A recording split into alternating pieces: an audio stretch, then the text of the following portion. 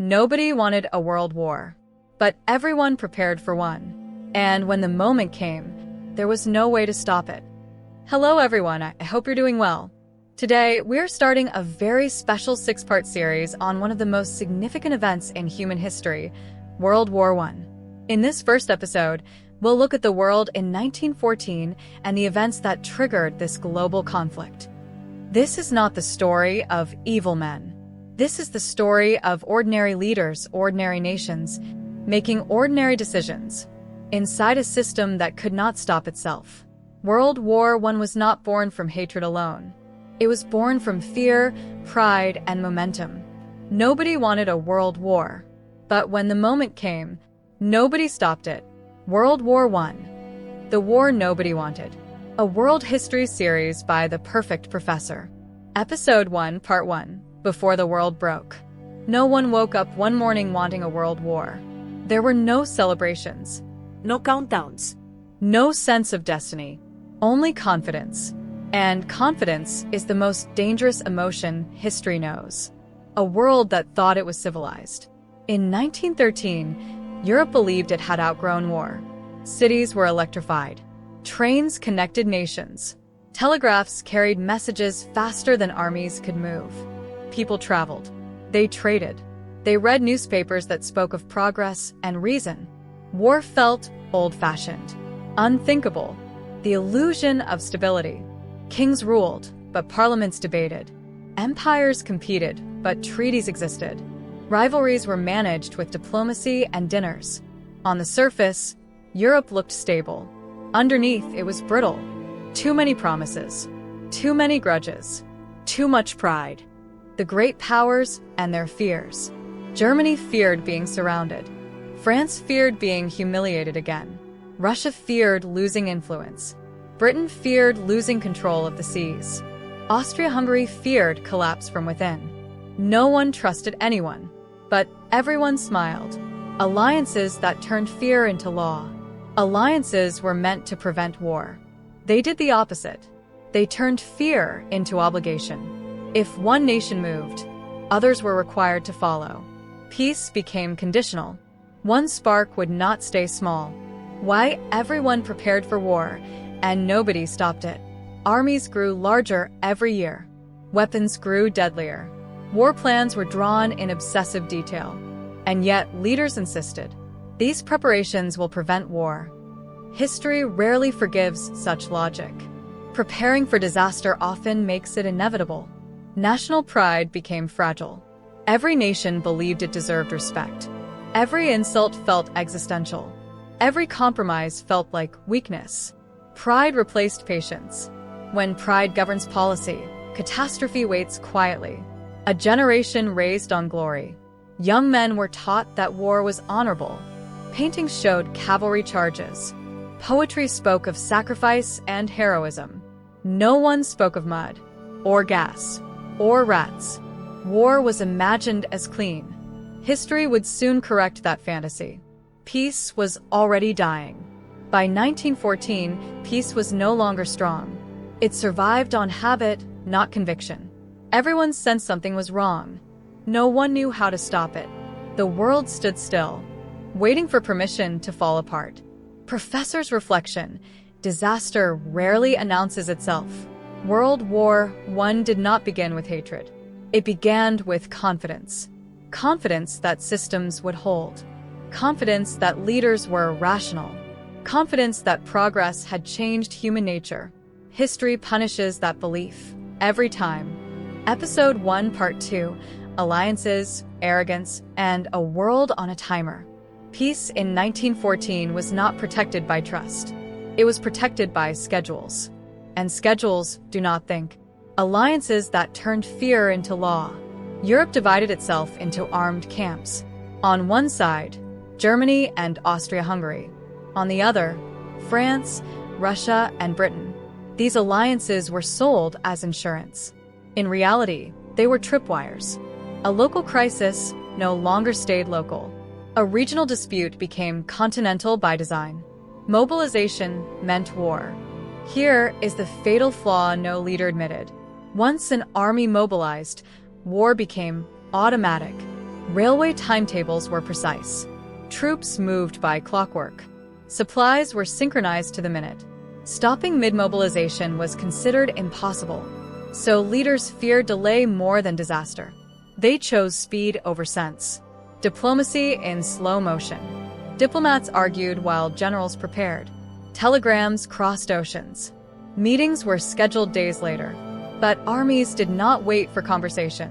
Once orders were issued, reversing them meant chaos and humiliation. No leader wanted to be remembered as weak. Everyone feared being late. War plans that could not adapt. Each power had a plan, not a flexible plan, a single, rigid script. If war came, it would unfold exactly as written, regardless of reality. Plans assumed quick victories, short wars, decisive battles. No plan imagined years of slaughter. Why leaders believed war would be short. They believed modern logistics would end conflict quickly. Firepower would force surrender. Society would not tolerate long war. They were wrong on all counts. Technology did not shorten war. It industrialized it. Arrogance as strategy. Every nation believed it was prepared. Every nation believed the enemy would collapse first. No one asked the most important question. What if everyone is wrong? History answered brutally. The final days of peace. In the summer of 1914, Europe did not panic. Cafes stayed open. Concerts continued. Newspapers speculated calmly. Normal life is often loudest just before it ends. A world set on automatic. Leaders lost control of events they had designed. Mobilization schedules replaced judgment. Honor replaced hesitation. Momentum replaced choice. The world was no longer steering itself. It was falling forward. Professor's reflection. Systems can be more dangerous than enemies. World War I teaches a cold lesson. Sometimes, no one wants war. And war still happens. Not because of hatred, but because systems were built that could not stop. Episode 1, Part 3. The Spark No One Could Contain. History loves to pretend that great disasters begin with great causes. World War I did not. It began with confusion, coincidence, and a wrong turn. A visit that should have meant nothing. On June 28, 1914, Archduke Franz Ferdinand visited Sarajevo. The visit was symbolic, routine, poorly planned. The city was tense, but not explosive. No one expected the day to end the world. An assassination that almost failed. The first attempt failed. A bomb missed its target. The motorcade escaped. The danger seemed over. History often gives second chances. This time, it didn't matter. The wrong turn. Later that day, the Archduke's car took a wrong turn. Stopped. Exposed. Confused. Standing nearby was Gavrilo Princip, a young nationalist who had already failed once. 2 shots. At close range. A death that should have stayed local. The Archduke died. So did his wife. Tragic, but not unprecedented. Assassinations had happened before. Empires had survived them. Nothing about this moment demanded a world war, except the systems waiting behind it. From crime to ultimatum, Austria-Hungary did not seek justice. It sought control. An ultimatum was delivered to Serbia, harsh, humiliating, and designed to be rejected. Diplomacy was performed, not practiced. The goal was escalation, the illusion of choice. Serbia accepted most demands. Not all. That was enough. Declarations followed mobilizations. Mobilizations triggered alliances. Alliances triggered war. Choice evaporated in days. Why no one hit the brakes? Each leader believed. The next leader would stop. The system would absorb the shock. The war would remain limited. No one wanted to be the first to back down. Pride turned hesitation into betrayal. The chain reaction. One assassination became a regional conflict, then a continental war, then a global catastrophe, not because it had to, but because nothing was built to stop it. The last days of innocence. Within weeks, millions were marching. Train stations filled with cheering crowds. Flags waved. Songs were sung. People believed they would be home by winter. History would answer with mud, gas, and years of silence. Professors' reflection, small events, large systems. The assassination did not cause World War I. It activated it. The war existed already, in plans, fears, and promises. All it needed was permission. Episode 1's Part 4, when everyone chose speed over sense. Once the first order was signed, time stopped being human. It became mechanical. And machines do not hesitate. Ultimatums meant to fail. Austria-Hungary's ultimatum to Serbia was not a negotiation. It was a countdown. Accept everything, or prepare for war. Serbia accepted almost all demands. Almost was enough to justify violence. Diplomacy had become a formality. Mobilization became destiny. Across Europe, mobilization orders went out. Railways filled with soldiers. Horses were requisitioned. Factories switched to war production. Leaders told themselves this was pressure, not commitment. They were wrong. Once mobilization began, stopping meant chaos. And chaos meant weakness. Why speed felt safer than thought? Every capital feared the same thing. Being slow. Slow meant vulnerability. Slow meant defeat. Slow meant humiliation. So leaders rushed. Not toward war deliberately, but away from the shame of hesitation. Declarations piled up. One declaration triggered another. Austria-Hungary moved. Russia responded. Germany followed. France prepared. Britain hesitated, then joined. Each move felt defensive. Together, they were catastrophic. The myth of control. Every government believed it could control escalation. They imagined limited war, short campaigns, negotiated endings. Instead, they unleashed something no one commanded. Once millions were mobilized, peace required miracles. War required only momentum. Crowds cheered. Leaders slept poorly. Public enthusiasm filled the streets. Leaders lay awake. They sensed the risk, but believed retreat was impossible. This is how disasters happen. Not through madness, through fear of appearing weak. Why no one could admit a mistake. To stop now meant admitting error. Admitting error meant political death. So leaders doubled down. History is filled with tragedies born from pride protecting reputations. The last chance that wasn't taken. There were moments, brief ones, when a single phone call might have slowed events. No one made it, because slowing meant standing alone. And standing alone felt worse than war. The world crossed a line quietly. There was no universal announcement. No moment when everyone agreed the world had changed. One day, peace existed. A week later, it didn't. History often ends without warning. Professor's reflection. Momentum is a terrible master. World War I teaches a brutal truth. Sometimes people don't choose disaster. They choose not to stop it. And the result is the same. Episode 1, Part 5. The first days of a global catastrophe. The war began with confidence. It did not last. Marching into illusion. Soldiers marched believing the war would be short. They carried flowers. They posed for photographs. They wrote letters about quick victories. The future was imagined, not feared. Reality arrived faster than mail. Plans collide with blood. War plans met resistance immediately. Advance slowed. Timetables broke. Casualties rose. What was supposed to be movement became collision. Firepower stopped momentum.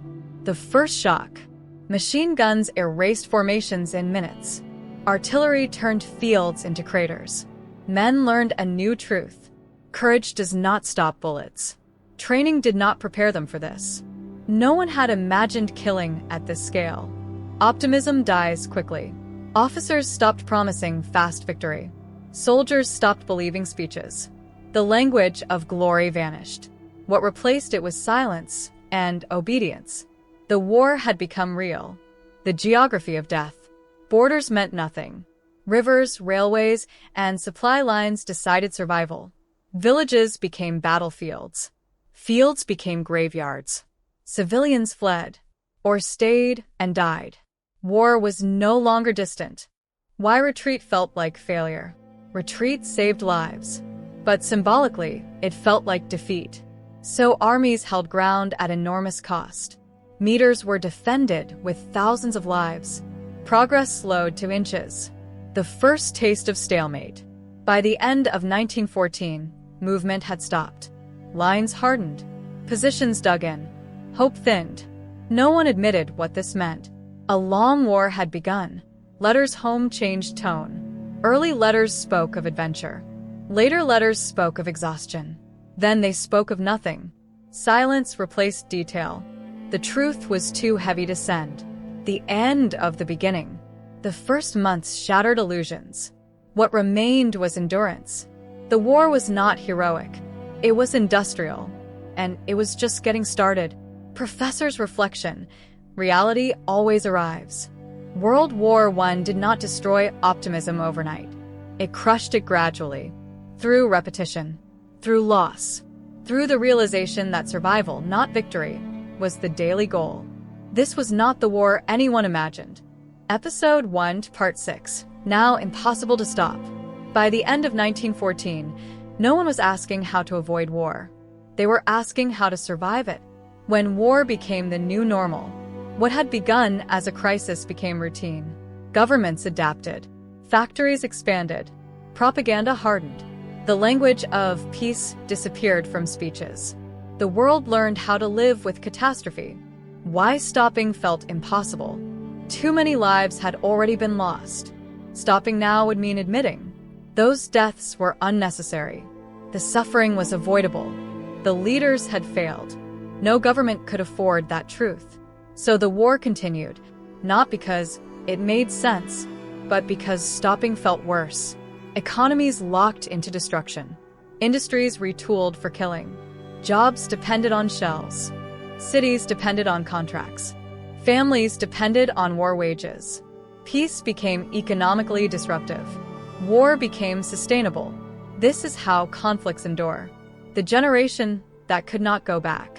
Millions were already in uniform. Their lives paused indefinitely. Returning home meant nothing was the same. So they stayed. War traps not only nations but people. The lie everyone shared. Every nation told itself the same lie. One more push will end it. That lie would be repeated for 4 years. It never worked. What the world didn't know yet. No one yet understood. Trench warfare. Industrial slaughter. Chemical weapons. Psychological collapse. Those horrors were still coming. The war had only cleared its throat. From choice to momentum. World War I did not continue because people chose it daily. It continued because systems were built. Pride was invested. Fear replaced imagination. Momentum replaced leadership. The tragic irony. Everyone believed war would preserve their nation. Instead, it destroyed empires. Everyone believed war would be decisive. Instead, it was endless. Everyone believed they were defending civilization. Instead, they shattered it. Why this episode matters. This was not a story of villains. It was a story of normal people. Leaders, citizens, soldiers, making reasonable decisions. Inside a system designed to fail. That is what makes World War I terrifying. Professor's reflection. Disaster without malice. World War I reminds us that catastrophe does not require evil. It requires fear. Systems without breaks. When no one can stop, disaster becomes policy. Closing words for Episode 1. The war nobody wanted had begun. And now it could not end. What came next would not be strategy or diplomacy. It would be endurance. Mud. Blood. Silence. One question for you. Which country do you think was most responsible for the start of the war? I'd love to hear your thoughts below. By the end of 1914, the world understood one thing clearly. This war would not be short. What began as confidence turned into endurance. What began as plans turned into trenches. The war nobody wanted had begun, and now it could not end. In the next episode, we return to the moment history loves to blame. The shot that started everything.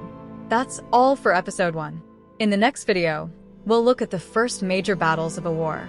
Thanks for watching, and I'll see you in episode 2. Take care, and see you soon.